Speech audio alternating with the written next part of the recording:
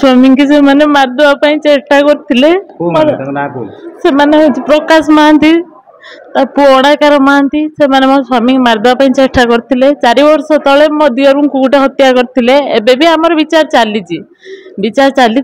शेष हेलानी बोली विचार से माने मो देढसुर मो ससुर मो स्वामी समस्त की से चेष्टा रखिछंती मारिदेवा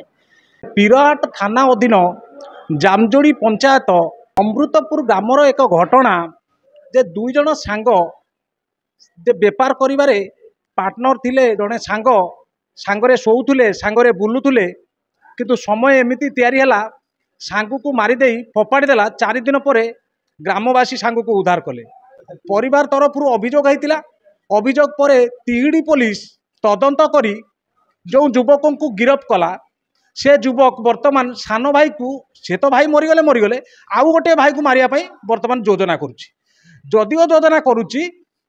तांको बापा जेतेबेले तांको अटकाइबाकू जाइचंती तांको बापा को मध्य आक्रमण होउची काहेकि आक्रमण होउची ना थाना कोर्ट रे जो केस चलीची जो युवक दोषी साब्यस्त हेले से 4 वर्ष जेल दंड भोगिचंती भोगिकी घर को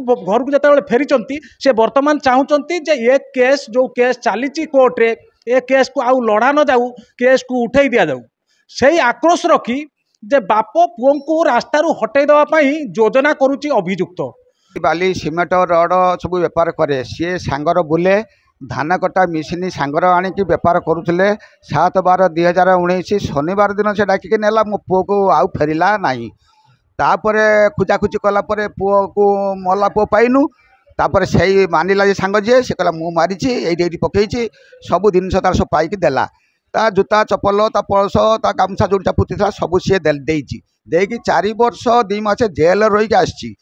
एबे आउ आम गोटे पुओ को बाड़े मत भी बाड़े ये धमक देने सी आसिक सैलेंटर आम सांगे मेटी जी न तो जीवन मारिदमु तो सबू पुओ को मारिदमु तेणुक आम यदि तार न्याय न पाइमु मारुंट आम जाकि कलेक्टर सामने बसमु बा ऑफिस घर करूँ एथर जो मार होती पूर्व आप पुओ को मार दिया होता सी तो जेल दंड भोगिले भोगिला घर को आसुँचे जो आपको माड़ होती पुओ को माड़ होती